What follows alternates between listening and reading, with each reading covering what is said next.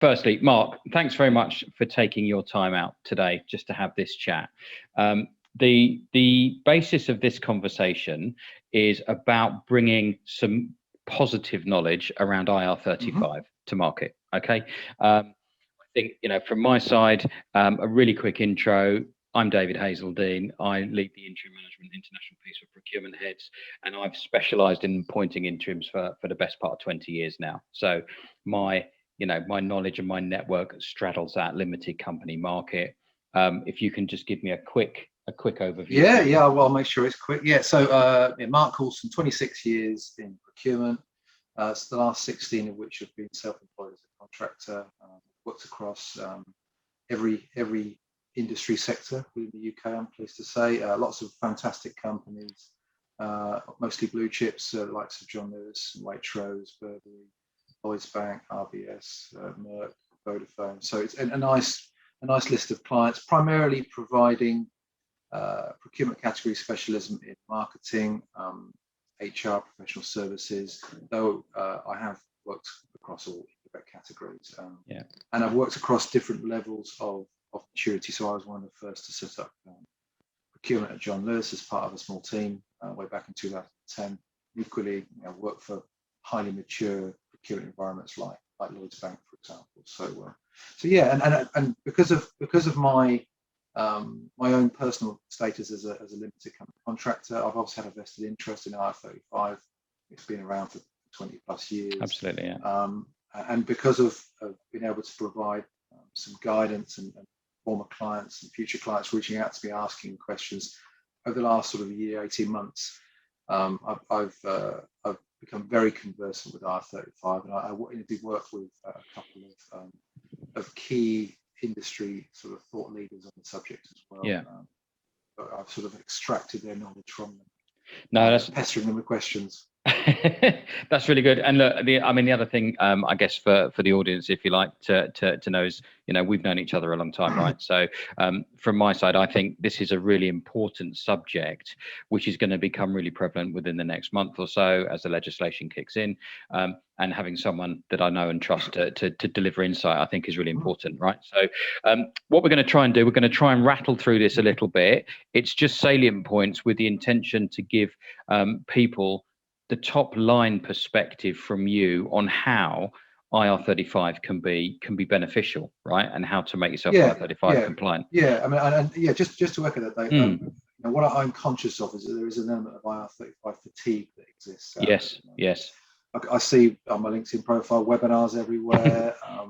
Everyone's had it bombarded at them, and I think if we can just try and sort of distill this down into some key takeaways. Absolutely. Ultimately, to your point, it is absolutely an opportunity, particularly for procurement, to embrace. I want to try and keep it as condensed and concise as possible, even though it is sometimes a complicated subject.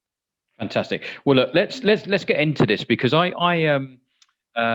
mean, for me, I think the headline is, what is IR35? For those people who don't know, and those people who think they know, actually, in simple terms, what is IR35, Mark?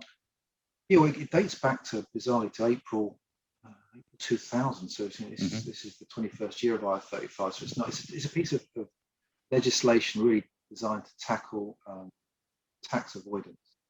So where people who ordinarily are behaving and working as employees of a client, because they have an intermediary in the middle, i.e. a limited company that they've set up, they are able to pay themselves more tax efficiently. Absolutely, HMRC's intention is not for IR35 to apply to genuine self-employed people, but it absolutely, probably 2/3 of the PSC population. I think there was someone quoted me about 1.7 million limited companies. PSC's been sort of personal service company, a one-man band really, of which the belief is about 1.2 million of them probably should sit inside R35, but have sat outside because it's difficult for HMRC to police the volumes. I mean, these types of roles, it could be, for example, you're a maintenance man in a hospital, or even a bricklayer working outside R35 for a limited company. It's not really designed for that. Where HMRC does differentiate is that probably about 500,000 sort of day rate based, highly skilled contractors are genuinely self-employed, Yeah. work on specific outcomes, they should sit outside. The problem you've got is that it's really difficult for clients to understand enough to differentiate between those two types of people. Yeah. So yeah, it's been around for a while. It's going to be around for a long time to come. So and again, what I think is interesting, just to come back to your point there, it has been around a while, and I think people have their own perceptions, right, about what it is. A lot of the perception that I've heard in the market, and a lot of the perception that I get from interims within my network, is a relatively negative perception and how it will impact them. Okay, personally, as you and I, have chatted about, I don't necessarily think it's a negative aspect. I think there can be a lot of benefits from this legislation coming in. But today, what I wanted to get across was two real key questions. Firstly, what are the key criteria for structuring an engagement outside IR35? Okay. So yeah, just as a point of reassurance to the viewers, it is surprisingly straightforward. It's made to feel, I think, that it's more complicated than it needs to be. So what you're really fundamentally doing is shifting from contracting for the services of an individual to contracting for the delivery of a service. So obviously the individual PSC has a limited company, so it becomes a business-to-business relationship you're trying to encourage, rather than a client to candidate relationship. So it probably feels a little bit uncomfortable for some of the recruiting companies, because it feels a little bit outside of they're typically used to job descriptions and role profiles that they're recruiting for, and that has to disappear going forward. So to your point about what are the key criteria, right of substitution, just need to clear this up as well. A lot of people understand right of substitution, but they need to understand it's essentially unconditional. Unfettered is how I think it's described. Okay. So that if you are allowed to provide a suitably qualified substitute, then essentially the client is not allowed to reject the suitably qualified substitute. Okay. So it's unconditional right of substitution. Okay. If it's conditional, then it dilutes its power. It's an important ingredient, again, because you're contracting for a company to deliver a service is actually agnostic of who the individual is that's delivering that. In theory, in reality, clients need not to be petrified about this. The reality is that I've probably seen less than half a dozen occasions in 26 years when there's ever been a need to substitute a contract. It just doesn't happen. The clients don't need to be considered vulnerable. And of course, clients have always got the opportunity to exercise the right to terminate the contract if they felt that actually the person that was coming in wasn't really delivering to the level required. So it's not but it is probably the most significant ingredient in outside determination. So there's that. I mentioned about contracting for a service. So just get into the habit of having an assignment schedule that doesn't talk about, my procurement case doesn't talk about I'm recruiting for a marketing procurement manager. It talks about the outcome. So you are recruiting, you essentially are appointing a company that has marketing procurement specialism to deliver the following RFPs. It could be media buying, creative services, whatever it may be, with the objective of realising cost benefits, marketing of £500,000. So it becomes outcome based, becomes a delivery of a service. So just steer away into mentioning roles, talk about it in terms of engagements, assignments. Make sure you don't deviate from that. So one of the key criteria here is control. So in theory, if a client can bring a person in and go, I want you to work on project A, if they then go, whilst you're here, can you work on project B, C, D, and E? And what you've got is a level of control that client is exercising. Now, what needs to happen is that PSC, that contractor, needs to be given the right to make a decision for themselves as to whether they choose to work on any other engagements. So in that regard, if the client wants to move the contractor onto another particular project, then it just requires a new statement of work to be drafted to include that scope, so that contract has to agree. So again, it comes back to control. Client can't just push a contractor around from pillar to post, it needs them to sign on the dotted line to say, yeah, I acknowledge that there's a new project I'd like to work on. I'm happy to work on it. So it becomes a mutual agreement. Yeah.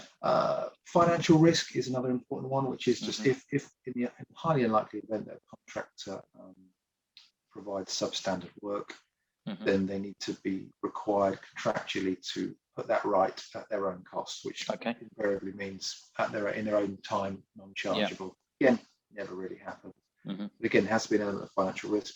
And then probably the last key ingredient is probably mutuality obligation. So notice periods. I would encourage clients to reduce the notice period, ideally down to about 1 day, if I'm honest, because again, it removes any obligation on either party, which again creates a clear boundary between what is considered to be a previous, what could be a client-employee relationship to what is a client-business relationship. So there are other elements that exist alongside this to make sure that the contract doesn't take advantage of things like staff, facilities, subsidised gyms, subsidised canteens, invites to the Christmas party. These are less critical, but still important.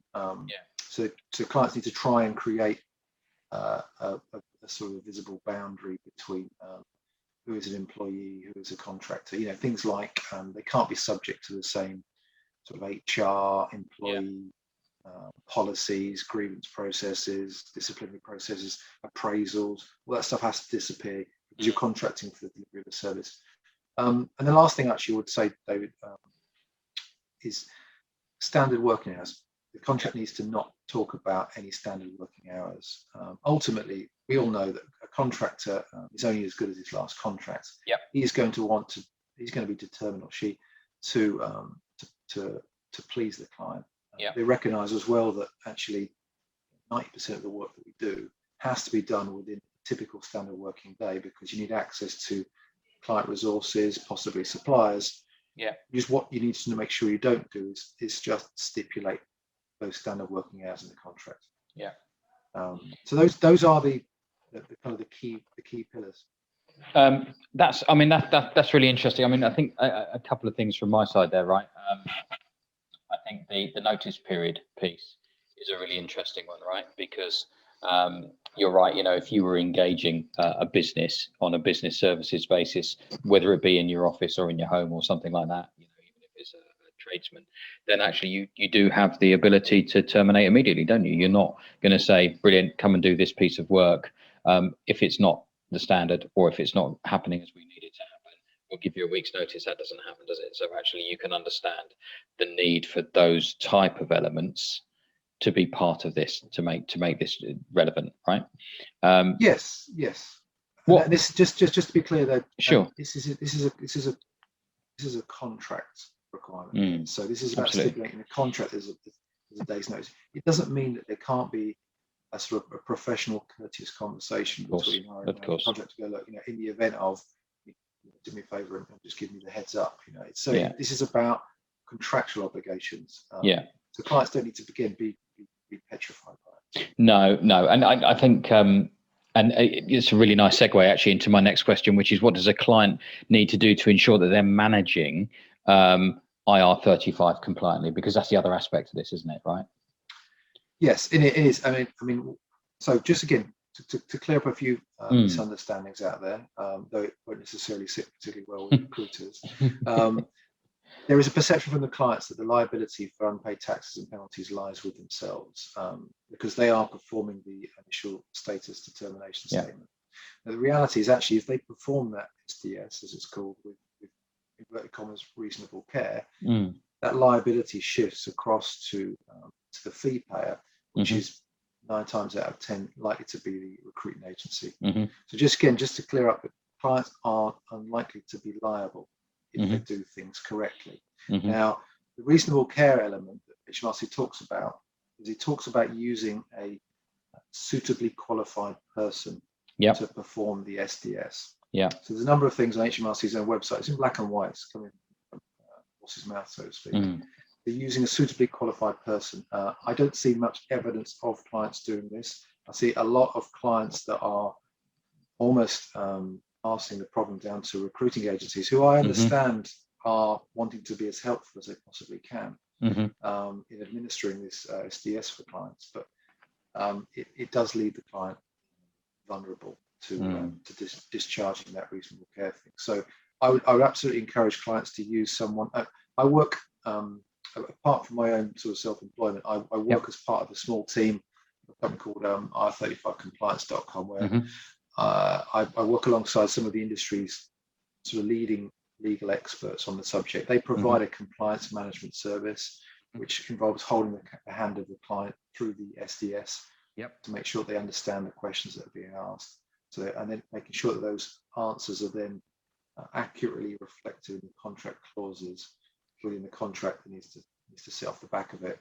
Making sure that the assignment schedule, i.e. the statement of work, however we want to describe it, is correctly drafted, so it's very much as a service rather than contracted for an individual, and then providing ongoing compliance monitoring of that engagement. And again, these things are crucial. HMRC are going to want to look at the contract, so that needs to mirror the answers given in the SDS. The answers in the SDS need to be done in an educated way, so the client needs to demonstrate they actually understand the questions that are being asked of them. So we talked earlier about right of substitution. People need to understand that's not a conditional right, that's an unconditional right. So, and very often people don't understand that. As I mentioned before about project A, B, C, and D, in the event that you want to move a contractor from what was initially the scope of work to new projects, you need to have a change process in place to be able to draft a new statement of work, which the contractor has to mutually agree with the client. Again, because HMRC will look back at all the work that was done, and if they start working on projects that weren't documented, it's going to evidence a level of control that the client's got. So yeah, in a nutshell, just use someone suitably qualified who can hold your hand through this process. The cost benefits are enormous. I think clients are looking at, probably, what I can see, somewhere around 25% uplift on costs for inside determinations. They are paying, obviously, additional employers' national insurance and apprenticeship levy. And then from what I can see, this is going to become even more prevalent once COVID subsides and normality comes in, is they're having to overcompensate contractors by increasing day rates because they're taking home less. So suddenly you've got this 25% delta. So the motivation for a client to make the efforts to structure engagements compliantly outside is 100% there. And I think this has to be procurement led. And say the example of a service that the guys at IR35 Compliance offer, it probably delivers an ROI of 10 times its cost. So it's so you using people to hold the hand of the client, it takes the headache away. That's good. From my side, I think these two key questions, right? You've given some really good insights on how positively they can be managed and implemented, right? And I think by way of almost trying to sort of summarize, it doesn't feel to me like the independent PSCs and the independent career interims should be as fearful as they are, right? For the legislation coming in. It also doesn't feel like the clients should be fearful as they are. I think, what in my opinion is needed here is proper understanding of how to make it work effectively for all concerned, right? And someone like you and IR35Compliance.com, I think is a really good tool, because you're living and breathing in this space as a career interim, as a PSC, and you understand it and you've seen it and you can see it from both sides of the fence. So for me, I hope this really short, snappy conversation is a positive message to the market for this piece of legislation.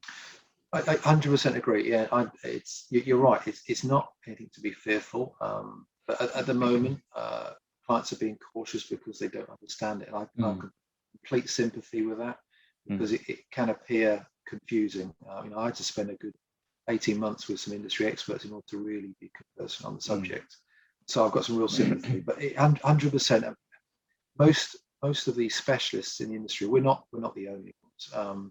Will tell you that probably 90% of those kind of highly skilled engagements should sit outside IR35 compliantly. Yeah. But they're not. Clients are playing safe at the moment, or so they see themselves to be. Yeah. I spoke to too many contractors who are going to be disappearing with new clients on April the 6th because their current client is trying to push them inside and just not prepared to work. So you're going to get this exodus. So the benefit of going outside, and in particular if you use someone to hold your hand, is not only are you going to be not paying an uplift on the rate, not paying the additional employees' national insurance, you've probably got, if I'm honest with you, sorry, my fellow interims won't like me saying this, but clients have probably got a little bit of leeway to be more aggressive about the day rates that they offer. You know, if you're offering a contractor £500 inside R35 or £480 outside R35, every contractor is going to go for the second option. Yeah. So there's, the clients can flex their muscles a little bit, and what you're gonna do is retain the contractor, which is the crucial thing. Once they come on board, you don't have to worry that they're sitting there waiting for some other agency to tap them on the shoulder with a more attractive engagement, and they'll be off. You'll get that kind of commitment. So it's a, to my mind, it's a no-brainer.